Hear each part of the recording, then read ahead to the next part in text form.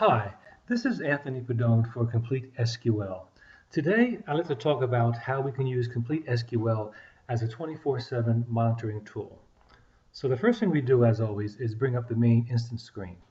We will create an instance to work with. We'll bring up daily, and we'll give it a name, a unique name. We'll call it daily_demo.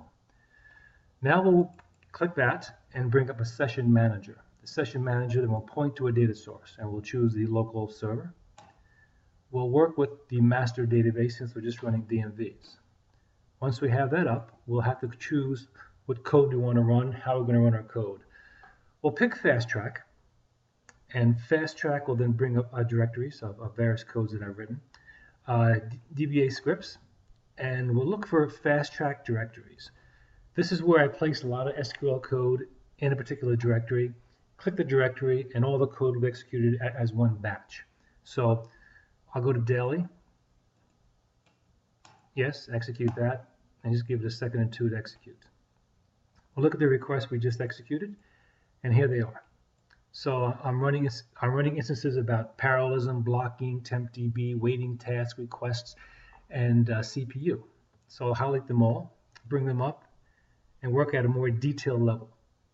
Here we have, we're looking at a CPU and storage. I'll save it to a bin file.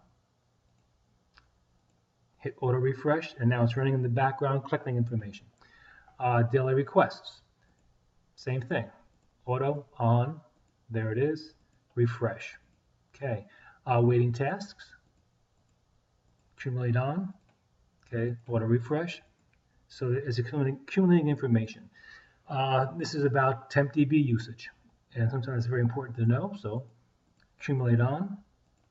Okay. Auto refresh. It's done. Blocking, of course. So accumulate information about blocking. Auto refresh. Accumulating. And this last one is parallelism from running tasks. And we'll accumulate to a storage bin on. So right now, we're accumulating information, pulling the server, pulling down information into a bin file about parallelism, if there is any, blocking, if there is any, tempDB objects created in the session, waiting tasks, very important, the normal requests that are running through the system, and CPU readings. The next thing I do on a daily basis is go back to the main screen, create another instance, and create a threshold. This one I will also call demo. Okay, and now I'm going to work with demo. We'll bring up the session manager, create a session within our local instance master database, and we'll click that. And now we get to pick the code we want to execute. So Fast Track, go to Fast Track. Okay. Let's see here, and anything that has Fast Track will execute, and we'll execute Fast Track concerning thresholds 2012. Bring that up, click yes, okay. Now it's executing several requests in the background, and it'll come up in a second or two. Let's see, here it is. So I'm going to set thresholds on certain levels that I set about long-running tasks, about memory pressure, about memory grants, about pending I/O on our disks, about, again, requests as far as logical reads. CPU, if the CPU goes above say, 50%, I want to know. Blocking, again, and on different levels. And deadlocking. So I will click all of them, bring them all up, and execute them. This is for deadlocking. So what I'll do is accumulate a file, do that, auto refresh. Now I'll go to mail. I'll turn internal mail on, and I'll say deadlocks. Okay. And current deadlocks, yes. Now anytime there's deadlocking, I'll get a box popping up, and also it'll write to a separate file that I can view in the future. So I'll just say yes, okay. This is for again blocking, and I'll click accumulate on, refresh it. Mail, yes. Here I want to know about, actually this is blocking, so we'll put down blocking. Anytime there's blocking, I will get an email about that. Okay, and we can just check the status if you'd like, mail on, and actually mail is on, and we'll check the status here as far as the status, and it's internal, so it's running. Okay, fine. CPU. Here I just want to know about CPU accumulate on and refresh, and we'll just say we'll go to scenarios, get a scenario when the CPU is greater than 50%. Okay, please notify me, and also send me an internal mail. And I just put in something here, CPU greater than 50.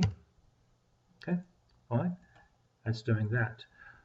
This is demo request. This is about requests, but with a tag to it. I'm going to go to scenarios, get scenarios, and a certain thing where, say, certain logical reads above a certain count.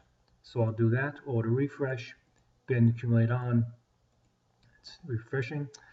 I'll go to mail. Again, I have a choice of internal mail. External mail is a normal mail that I just set up with, but I'll go to internal mail here, and I'll just say this is for logical reads greater than 200,000, which is quite large, obviously. And I'll be notified that when it does come through. Pending I/O on our disks. I'll say fine, accumulate on, order refresh, mail, internal mail on, and we'll do pending I/O. And we'll click that on, and now it's collecting information, and will notify us when something happens. Memory grants. Okay, we can also do that. So we'll just say storage, accumulate to the bin file, accumulate on, order refresh, and mail, we'll make it internal, and memory grants, notify me. I can also refine it a bit and say, well, let me get the scenarios and say just when it's, say, not me, and the granted memory in kilobytes is bigger than this value here. So I can do that also and gauge as such. Memory pressure. Anytime there's memory pressure, I want to know about. So hit order refresh. Actually, we just got a memory grant. Actually get scenarios, and I'll say anytime that this condition is true here. Order refresh. Okay, mail, internal on, and we'll just say the mem pressure. When there is memory pressure, according to these values here, I'll get a message. Okay. Also here, long runners. So I can say yes, accumulate on, refresh, mail, internal, and a long runner. Anytime there's a long runner above a certain percentage of seconds, I'll get a message about that. So now we just set up, as you can see, the demo, the threshold. Both sessions are running multiple requests. It's polling the server, bringing back information to binary files that I can then read in and revisit. And I'll quickly do that just to show you how that's done. This is the instances. Actually, I'll create another instance, and I'll call it a reader. Okay, and a reader for demo. And let's see here. We'll list it, bring it up. Okay, so we're going to file import. As I mentioned, all the bin files are created in directories, and it's dynamically created. So we'll go to file hold. Okay, we'll go to the local express that we're just running against. We're using the master database, as you saw. And as far as the thresholds, I can look at the daily demo and the thresholds for the demo. This is information that we're collecting. I think we saw a memory grant a while ago. We'll bring that up. And if you look, there's memory grants that it was collecting. What we can do also is while it's being collected, we can put an auto refresh, and every time it's collected, we'll see it being collected here. Okay, so that was just a quick, again, a glance of the versatility of completeSql. Let me just mention again that you create the code, you name the code, you put the code in the directories you want to name, and you search for those directories. So it's 100% configurable by you, for your needs. Also, I will supply you with base code, but it's a very flexible system.